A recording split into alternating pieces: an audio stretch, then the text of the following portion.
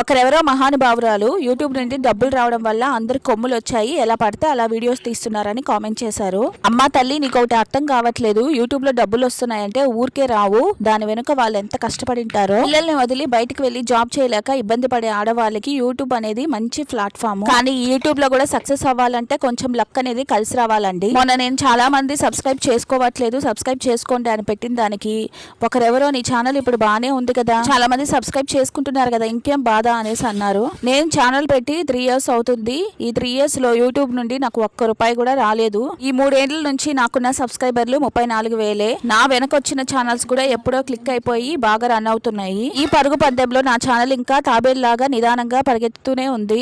ఇంతవరకు సక్సెస్ ని చేరుకోలేకపోయాను. అయినా పట్టు